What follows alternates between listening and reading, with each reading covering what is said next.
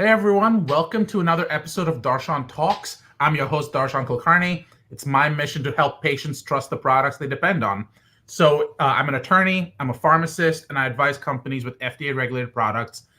So if you have an interest in an FDA-regulated product or the company associated with it, this is the podcast for you. So our guest today has, well, she has a lot of people interested in knowing more about her. I've seen some questions come through. People have been very interested to hear and understand more about our guest. She is the global head of ClinOps for Takeda, and she deals with a lot of rare disease state issues. And I asked her, well, what does that actually mean? What does global head of ClinOps mean? And she came out and said, basically, it's the culmination of my entire professional life, where it was I soup to nuts. What do clinical trials look like? What do they involve? And I get to bring all of that together and help patients. So, and I asked her if it's primarily rare disease state patients or others, and she said it's a split of both of those. And so I want to learn more about what that means and what the differences are. So, if you are running a clinical trial, if you are looking at patient-centric issues, if you are legal and regulatory and trying to understand what are those people in clinical trials doing, this is the conversation for you. Ladies and gentlemen, today's guest, Karen Correa. And as you can tell, she is the current Mrs. New Jersey, as you can tell from the sash and the crown behind you. And the story behind it is so fun and fascinating. I've already asked her to come back. So just in case you want to know, that story will be coming in the future. So welcome, Karen. Thank you for coming on. No problem. Thank you for having me. I'm excited. I'm excited. So let's talk a little bit in general, Karen. So your job, let's talk about what your day-to-day looks like. Tell us a little bit about what does the day of a global head of ClinOps in the time of COVID look like? Ooh, that's a big talk. Okay, so let's first of all, as you can imagine, we're in COVID, so we're not face to face. We are obviously all doing this from the luxuries of our homes or wherever in your environment that you work from. And so this is a definitely meeting world. We are in meetings from the time we start that morning till the end of that day. And that's important. It's really, really important for everybody to know that we're connecting with each and every one of us. But a day to day, we are looking at our clinical trials from the beginning to the end. We're in the planning stages. We're looking at how we're planning our trials. We're looking at patient centricity, how we're making sure that our trials are going to get to the patients that we want to enroll. We want to look at how we're going to enroll those patients, how we're going to keep those patients, how we're going to retain those patients. So we're constantly meeting and prioritizing all of our activities so that everything that we do focuses around what is the best thing for the patient. And then we look at how are we going to execute that? How do we execute from the beginning to the end? What are the things or what are the challenges? And every day, there could be a new challenge. It's like life. There's nothing, there's no rock untold that you're going to say, oh, this is just not going to happen. It can happen because it's just like real life. COVID is real life. We're a year into COVID. So in the beginning of COVID, we had, like in any other company, there were studies that had to be halted. There were sites that could not be seen. There were patients that couldn't have visits. So you have to change your business model. So everything was put into place again around the patient. So a day-to-day is constantly looking at how are we putting our trials into place to make sure that they get to the patients and that we're able to execute. That's what every day is like, and that's what every meeting is about. And you're looking at budgets, you're looking at timelines, you're focusing on just execution. And that's not always something that some people want to do. Some people are like, oh my gosh, this is so boring. It's like the paperwork, as my children say, Mom, you do so much paperwork. But at the end of the day, I know that my paperwork is going to help some patient one day.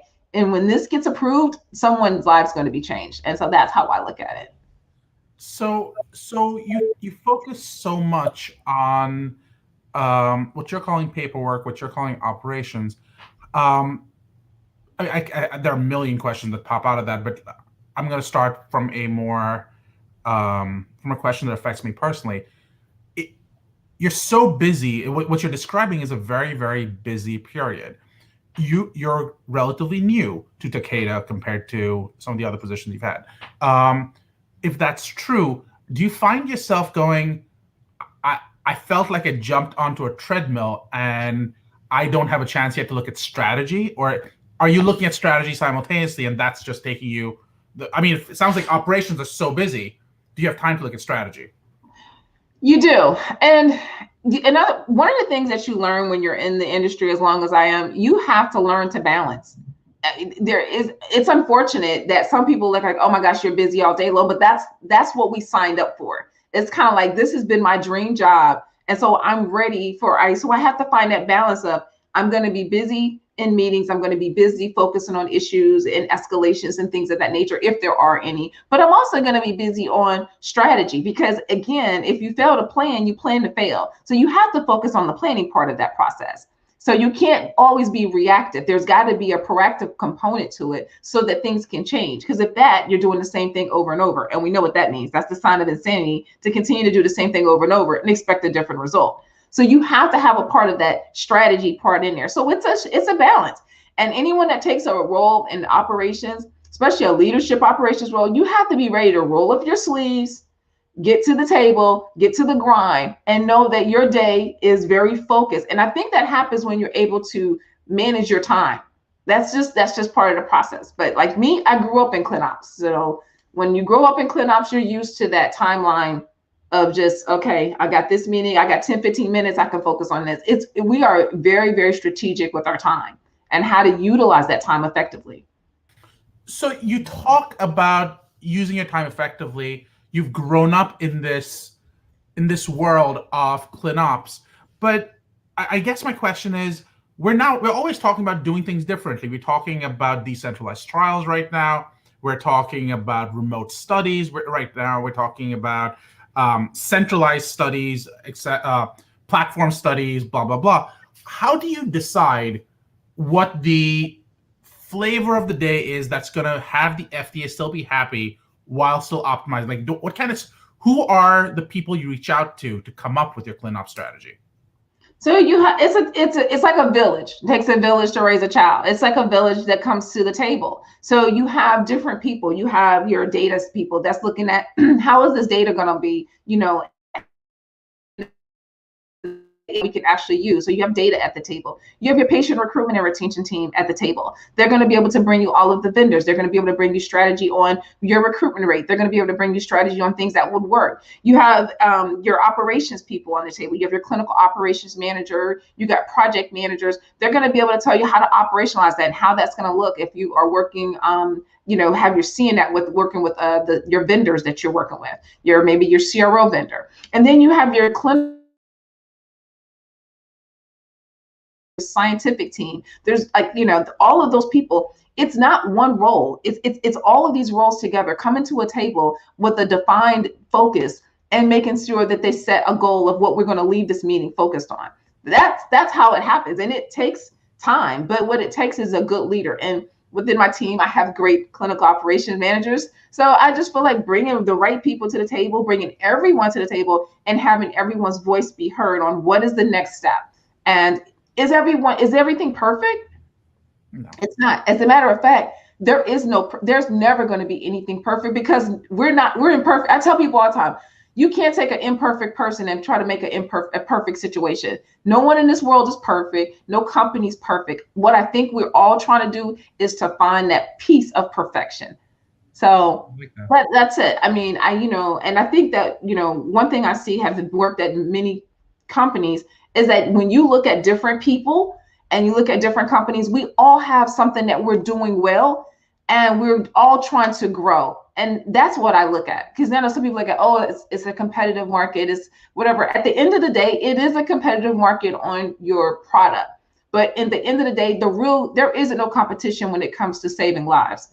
So at the end of the day, the competition is whose lives can we all save?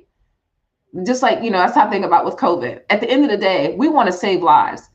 Right. Takeda want to save lives. Any other pharmaceutical company, biotech, they want to save lives or, increase, quality of life, whatever the case may be. That's the real competition is beating death. That's to me. That's how I feel. Which raises two questions for me from there. The first question I have is, when you talked about that core strategy team, if you will, and I recognize that it changes from situation to situation, but what I heard you say is it's often typically an internal team within the sponsors, where you're having this conversation going, what do we want to do to accomplish our goals? And you have resources from external vendors. When is it right to bring in external vendors into that core strategy meeting?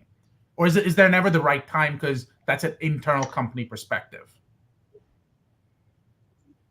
It depends on the company. It depends on the organization. I can't speak for every company, and not specifically speaking for Takeda, but speaking overall as an operations person. It's good to bring in your partner as early as you can, because again, because then that way they're a part of the solution. It's kind of hard it's kind of like being voluntold or being volunteered. If someone voluntold you, says this is what you have to do and you have to do it like this, it's probably not going to be as successful. But if you bring someone to the table at the beginning, say, this is how we're thinking, what are you thinking? And then together we come up with a plan, it's probably going to be more successful. So the great part of partnership is trying to bring on whatever that vendor is, whoever those vendors are, try to bring them on as soon as possible as you can, so that you guys can have that early engagement. And I think that a lot of, even prior companies, I think every company is trying to bring on their vendors at the right time. But sometimes you're still trying to air, how he's like, I don't want to say you trying to air out your own dirty laundry, but you kind of sometimes you want to make sure you know exactly what you want before you engage somebody else. You got to kind of know who you are, what you want. And then once you get at these, like, okay, now let's engage them. And then you bring them on as early as possible so that they can be a part of the solution. And it is, in my prior organizations, I think we all have been doing that. It's just trying to bring the vendors on as soon as possible so that they can be able to be a part of that. So what I hear you saying there is the right time to bring in the vendors, and it obviously changes in each situation, is once you have clarity of vision of what you want to accomplish, then how you want to accomplish it is what the vendor is going to help you with, generally speaking. That's a very good point. Yes, but depending on the organization or depending on the situation, you might be in a situation where you might think you have the vision, and maybe that vendor might be able to help you with the vision. Depends on the organization. I've been in small organizations. I've been in large organizations, and I've been in organizations that you might be in a large organization, but you might be new to a certain indication or a new modality or something. So you might, let me just see what their experience is and their knowledge is. No one knows everything. It's so funny. I think about this joke that we used to say, and not that I did this, but you ever heard that saying that if ever in doubt, look about. It's better to cheat than repeat. You ever heard that quote? I've never heard it, but I like it. It's like, I know, right? So it just doesn't make sense to why struggle alone with the solution, trying to find a solution when your next door neighbor might have the solution. I mean, that just doesn't make good sense to me. So if you've already found out how to make this work, I have no problem. I have no pride. Well, I will not say, help me out with that. Like that's a good approach. I don't have to agree with it, but it doesn't hurt to at least venture out and listen to it, So which really raises that other question, right? And the question I'm referring to is a point you raised a few seconds ago, where we said we're imperfect people. We can't aim for perfection by definition. But that raises the question of, well, what is the role of artificial intelligence in clinical research? And there's been a whole bunch of discussion about, can we use artificial intelligence? I mean, Amy Abernathy, as of yesterday's news, I believe, is leaving the FDA. But she was a big proponent of data in decision making and use of data in sort of filling out what we don't know. Do you see a future in the short term?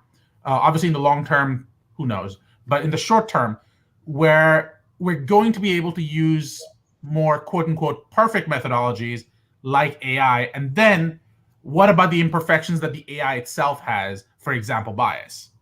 Right, exactly. That's a very good point. So let's tap on that. First of all, data can speak for itself. I don't want to take the concept away. And I totally believe in artificial intelligence, and I believe in data drives decisions, and I believe data drives good decisions, maybe even well decisions. Perfect decisions, that's something to think about. I'll give you an example. We all talk about we can utilize the perfect data to predict the right country footprint and the right site and the right recruitment rate, and that study's going to go just as planned. Did artificial intelligence tell you that COVID was going to happen and shut down the world? No, it's not. Mm-hmm. Did artificial intelligence tell you that your top PI was going to have a massive heart attack and he is no longer going to be able to practice? But that's sort of, I guess, I'm agreeing with you 100%. But then the question is, it's based on the data we have, right? So the input of the data decides the output of the data.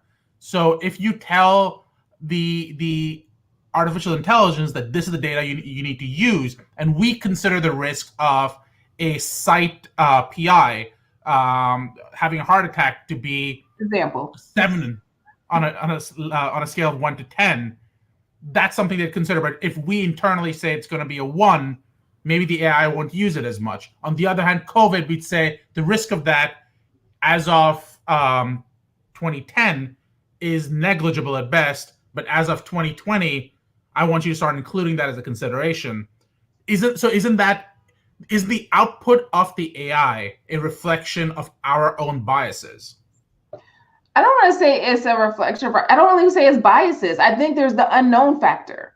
I think that's the part of research. I think that's the whole point of just life itself. There is a humanistic part that is an unknown. Yeah. I really believe that data, like I said, data is great and it's going to give you good data in, good data out. Yeah. Great data in, great data out. I just don't ever think it's perfect. I don't ever think it's perfected, like it's perfection, like it's absolute. That's the thing. Like that confidence level, you're gonna have that gray area, and then you're gonna have those flukes. There's just those things that are gonna happen that you're gonna be like, I had no idea that was gonna happen. I've been on those types of trials. I've been on those types of trials. I know that for a fact. So it's not something I'm thinking, it's something I know. And like I said, I really believe, and so that's why I'm like all for it, and I'm all for the data. I just think that people sometimes forget there is a part of life, a part of research that we just don't always, we can't predict for it because it's just so it's unknown. It's just that one little piece that's unknown, but you still should focus on trying to get the best data so that you can have the best outputs or the best results.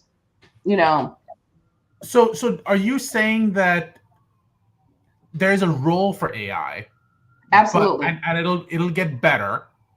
But it may be better than where we are today. But we can't eliminate the ability of humans to sort of adapt, which AI is less able to do, at least right now. Correct. Okay. I just want to make sure I wasn't putting words in your mouth. No, you're not. You're not putting words in my mouth. Absolutely. And you're right. It's constantly changing because the world is constantly changing. We're constantly going through things.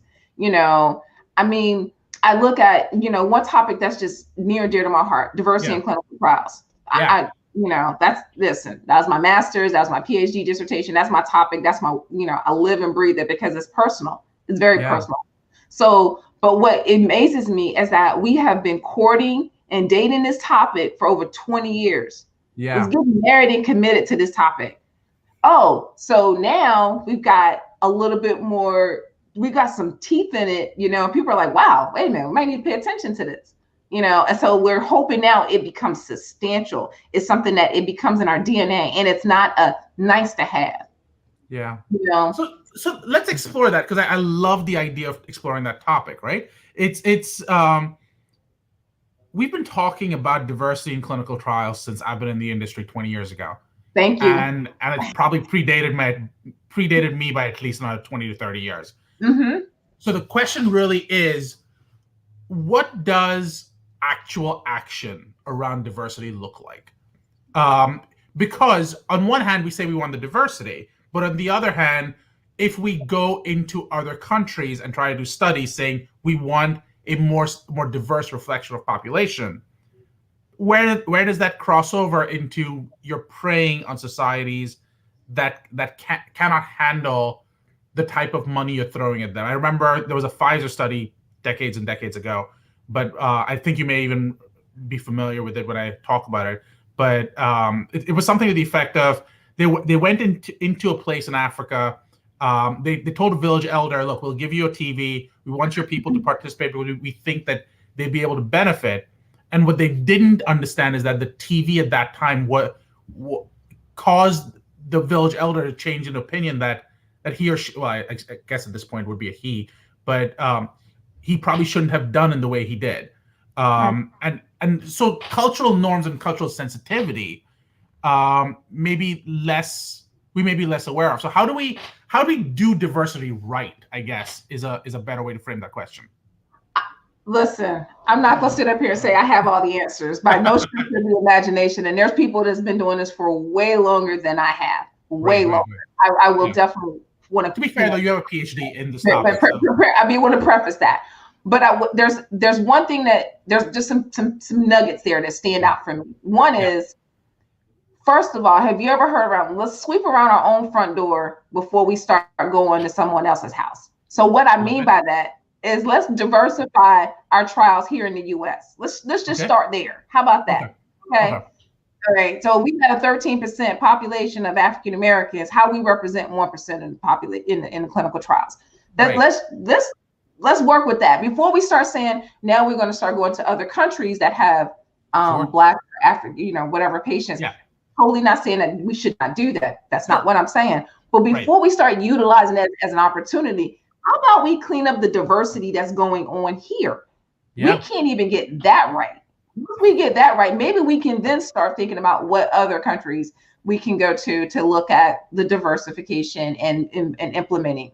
And something that someone I just look up to with all of my heart. And so Dr. Frida Lewis Hall, she said something that was just profound to me one time when I was working with her. And she said, one of our problems is we continue to try to solve Star Wars problems with Flintstones tools. And I was like, absolutely. So, I love that line. I know, right? I love her. Things just come out. It's perfect. I have so much respect for her. But what I'm saying is you cannot sit up here and continue to keep doing these same tools. I'm like, I've seen these patient recruitment packets and I'm like, well, I did that when I was a study coordinator in 1993. It's 2021. Come on. Are you kidding me? This is your recruitment package. So that's it. And then, I'm on the board of a federally qualified health center. And of course, 98% of our population is African Americans and Hispanics. So totally understand. It's a challenge with getting people to get to care. And then now you want to try to get them to clinical trials. And there's so many dynamics to that. And like I said, again, in the US, I'm talking about the US, I'm talking about real facts. Yeah. Folks, we need to focus on those types of factors. And we have the capabilities to do it. We, look what we've done with COVID. Granted, there's still some concerns because there's still people who are resistant to get the vaccine, but we've made some marks. We should be proud of those marks. Let's transfer that knowledge into our other trials. And it shouldn't be a nice to have. I don't want to be someone's second thought. Let's take that point, which is COVID taught us some lessons. Let's apply them. What are some lessons you think we learned in COVID that would help us improve diversity in our clinical trials in 2023? Awareness and education and access. Always the three things: awareness, education, and access. You could not turn on a TV and not know about what's going on with COVID. Some people people really now know have more knowledge of what a clinical trial is because of COVID. I tell people all the time I do clinical trials in my family. They're like, what's that? What are you talking about? You do clinical trials. What is that? You deal with that? Like, they don't know. I mean, and I'm not knocking them, no. But they don't know. But now people know more about what a clinical trial is, or at least the concept of a clinical trial because of COVID. So, okay, that's called education, all right, or awareness in that spot. Then there's the education piece. We constantly had briefings, we had topics, we had discussions, we had panels, we had experts. So now you've increased that constantly. That's repetition. Oh, now let's talk about access. Let's just talk about at least the vaccination. You've got the drugstores, you got community centers, you got like all these different types of people bringing access, because everybody's not located in the same place. Everybody doesn't have the same access. That's that whole thing with, equality. Equality doesn't work for me and you if I need a different type of access. So it needs to be equitable. So that's where health equity comes in. So if we could just work on those three things, and here in the US, we can really move the needle. That's all I'm trying to do. I just want to move the needle a little bit. I want to make sure that all our Black and brown children have the same opportunities as anyone else. I also want to make sure that women have the same access to healthcare that anyone else. I want to make sure that someone who is socioeconomically disadvantaged had the same access as anyone else. Someone who is a second or third language, someone who is an immigrant. If you live here, I want to make sure that you have access to good healthcare and that you have opportunities. And as for clinical trials, I want you to at least know it's an option in your journey to healthcare. Clinical trials is it's a part of the journey. So let's take that a little bit further, which is you talk about equity and you talk health equity and you talk about access. Do you see decentralized studies and the idea being part of that solution? Because you go from, you need to drive 2 hours to get to your PI's office where you have access to a clinical study, to go to the local pharmacy. They'll have something for you. And we'll make sure the medication comes to the pharmacy for you, and the pharmacist is the one who dispenses it, or there's a nurse that comes to you. So what does that look like? Talk to me a little bit further about, do decentralized studies help address the problem of health inequity in clinical trials? Oh, absolutely. Okay, I'm going to use this because I like to give people real stories. Okay, 4 years ago, my sister died of COPD. Sorry. 10 days later, my father died. I know what life is really about, real stories. My sister, when she had COPD, she lived alone. She was older than me. My sister's older than I am. She lived alone. Now, I would have loved for her to be able to have access to a clinical trial or something, because I knew her COPD was getting worse. But first of all, I live in New Jersey. She lived in North Carolina. First of all, how was she going to get there?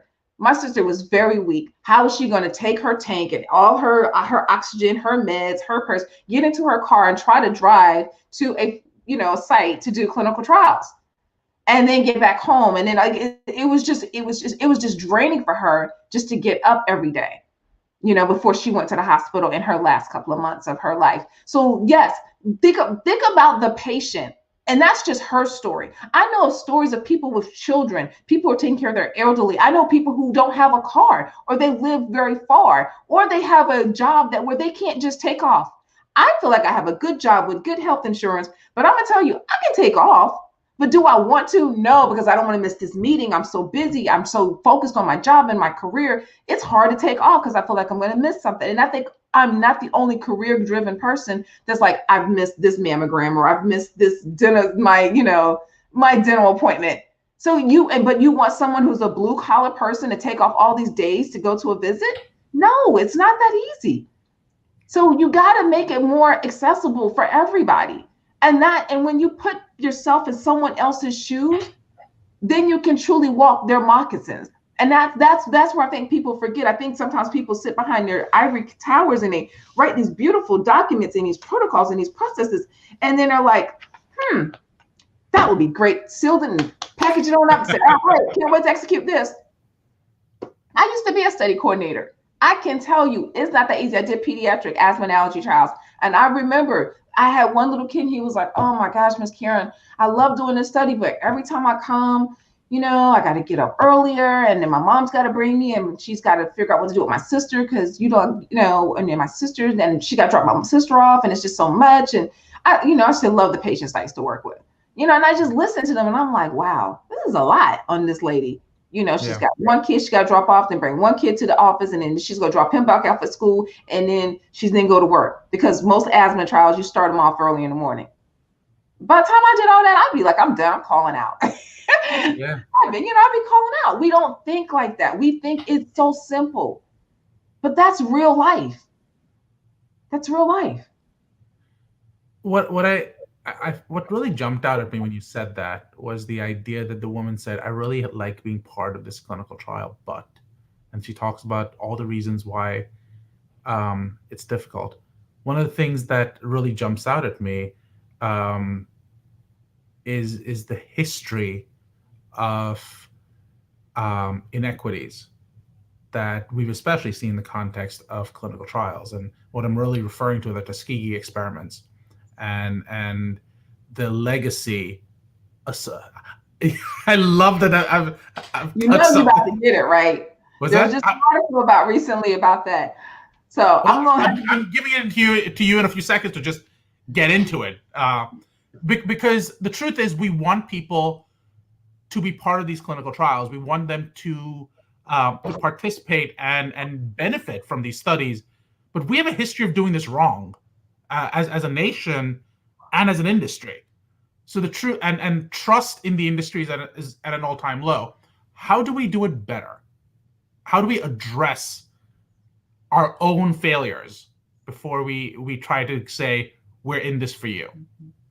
All right. The first thing is I had the opportunity to be down in the wonderful area of Tuskegee, and there was a man that stood up on the stage and he talked about the history, and he said the Tuskegee trials. And there was a lady in the audience who taught there for years who was retired.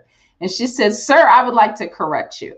First of all, please stop saying Tuskegee trials. They were not Tuskegee trials. They were government trials conducted at Tuskegee."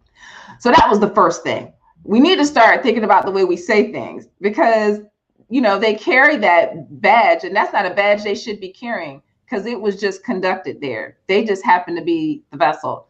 That weren't their trials. So just one of those little things that I make sure I'll never say again.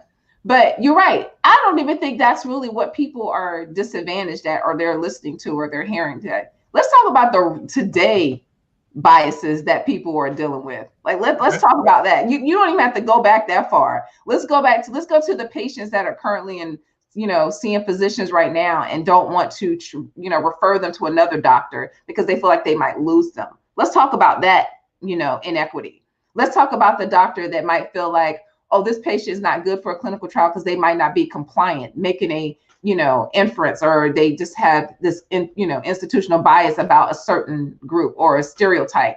Let's talk about the people where I have heard people say, well, if I start looking at different types of investigators, I might have to be concerned about the quality of the data. Don't want to diversify the investigator pool. Let's talk about current stuff. You don't have to go back to the trials that the government did at Tuskegee. We could talk about some of them injustices that's happening today. So we don't got to go back that far. And as long as we continue to still have those situations, we're going to continue to still have those issues. But the good thing is we have a lot of people that are on the stage to say enough is enough, and we are going to change things. We're going to make sure that women are at the table and make sure that women are included in the decisions. We're going to make sure that minorities are at the table and they're included in the decision. We're going to make sure that LGBTQ, I can't even talk now, community is at the table. When you have all of those groups at the table, then they're going to be a part of the solution. As Shirley Chisholm say, as they say, if you're not at the table, or Elizabeth Warren, then you're on the menu. And if you don't have a seat at the table, bring a folding chair. So we need to have everybody at the table. We can't leave anybody out. Because again, I don't want people to get confused that when I say diversity, that I'm only speaking of a minority community. When I speak of diversity, I'm talking about every situation. Yeah. So, but that's to me. Sorry, for a second, I heard a reverb. To me, what's interesting about what you just said, and I'm well over time, but this is such a great conversation. I'm gonna challenge you, and I'm gonna argue that they're two different discussions you're having. The first is you talk about the inequities in terms of the doctor saying, you know what, I have a bias against these groups of individuals for whatever reason, where the industry, and I'm going to include doctors in that industry because they're the ones doing the studies. But when I was referring to the government trials at Tuskegee, as one might say, I think that was a failure where the patients or the subjects lost trust in the industry. I see that as two separate sides of possibly the same coin, but they're two separate problems that result from the same issue of we view certain people as not needing a seat at the table, or that their voice is subsumed in the conversations we're already having.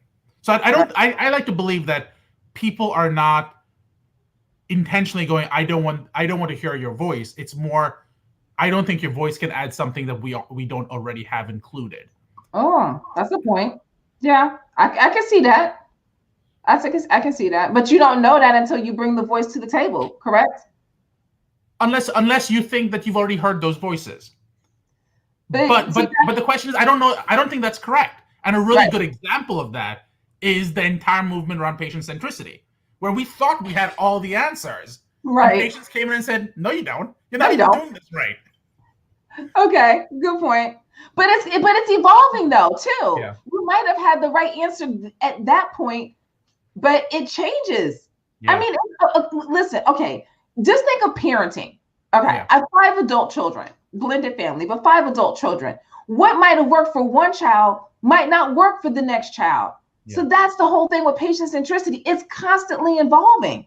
Yeah. You have to, you gotta listen, you gotta keep up with things. You can't be, again, Frida said it perfectly. You just got to keep evolving. And that's the piece, I think, that the whole thing with patient centricity, it's not going to be stagnant. You're not going to have a bow on it, have a playbook, and we're going to do this, and this is going to work for every clinical study I conduct. That is not what's going to happen. AI, it's going to constantly have new information that's going to come in, that's going to change, that's going to impact your outcomes. And that's what I think that our industry has to constantly do. We have to constantly learn more, listen more, be a part of it more. And that's what I love about, pharma and Transcelerate and all of these tough center. They're constantly gathering data. They're bringing all of us together so that we can listen to one another, so that we can grow. And that's iron sharpens iron. This pharma company can help that pharma company, and this patient group can help that patient group. That's how we're going to all get better. When we work together and really put patients at the center of our decisions, all of us, then we all win. I love that as an ending line, and I'm very hesitant to say this, but I just have to be quippy about this because I'm an idiot sometimes. And the quippy line is, you said you have a blended family with 5 kids. And I've always heard about this argument. The oldest one gets all the special treatment, and I say this as the youngest kid in my family, but or at least the youngest kid of my parents. But the oldest one gets all the special treatment because this is the first time you're having a kid. By the time you get to kid number 5, you're going, look, you're an autopilot. You should have this figured out. We know this thing.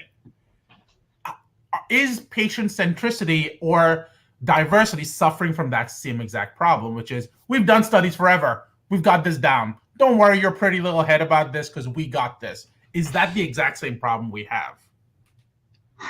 I don't know. I think, to be honest with you, I think diversity, patient centricity, I think what is struggling it from is that because no one has the true answer, people are just tired. I think people get, they feel like it's financially burdened. They just have all types of reasons. And I'm not here to judge anybody. I just think you get tired, especially when you work really hard.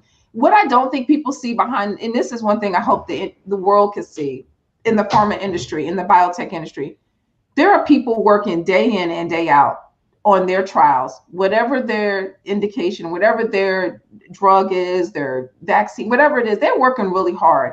And when it gets to the finish line and it doesn't cross over, that is so demotivating. They don't see all of that hard work. It's like the iceberg.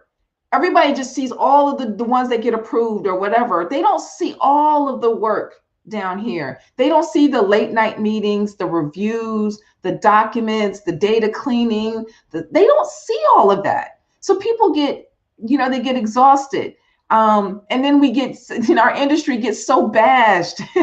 We get so bashed, and it's so hard. I hate when I meet with people, and sometimes I don't even tell people I work for the pharma industry because I don't like for people to hear the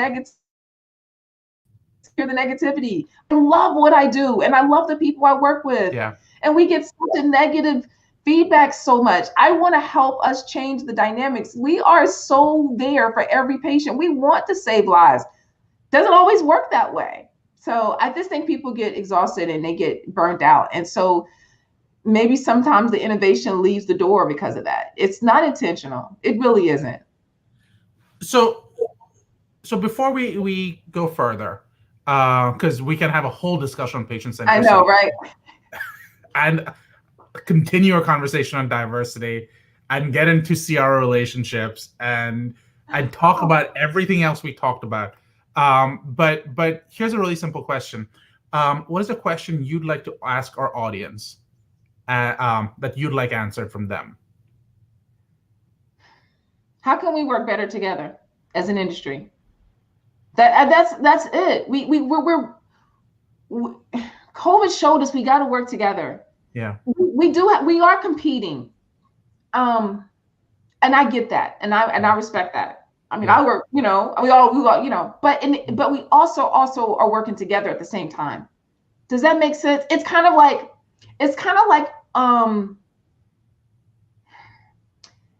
a track meet.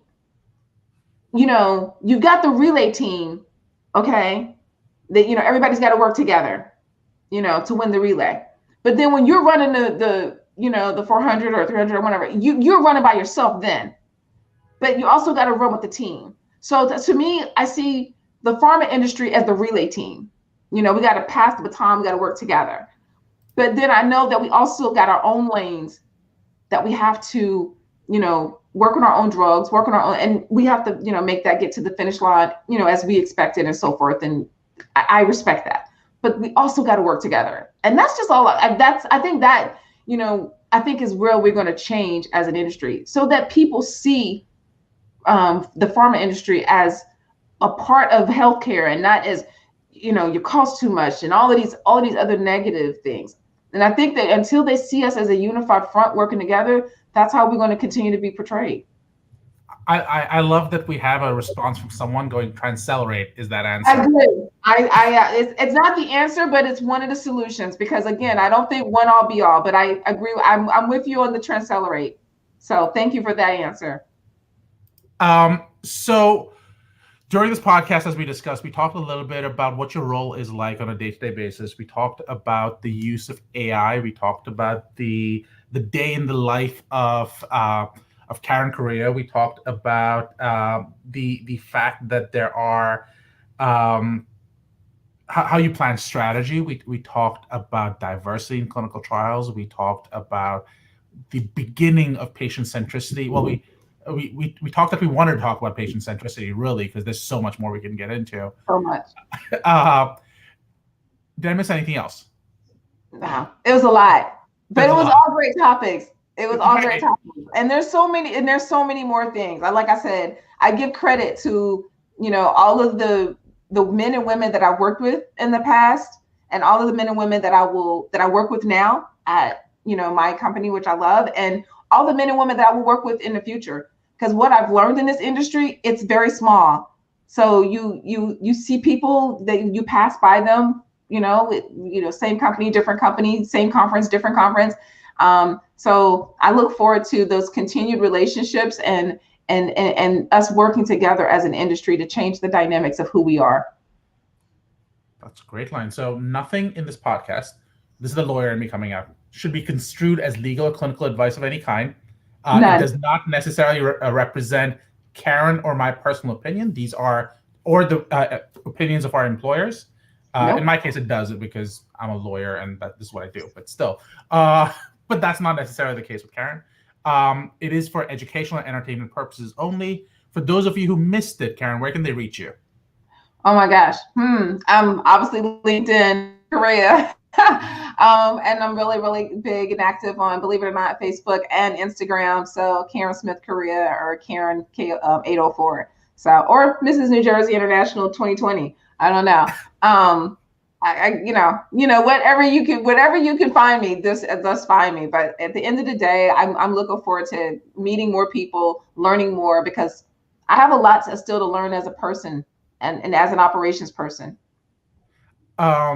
And if If you like this podcast, please leave a comment. Please subscribe. You can find me at Darshan Talks on Twitter, or you can just go to my website at darshantalks.com. Karen, thank you so much for coming on. This was wonderful. No problem. Thank you for having me. This was awesome. I really liked it. So it was great. Thank you. Thank you. All right.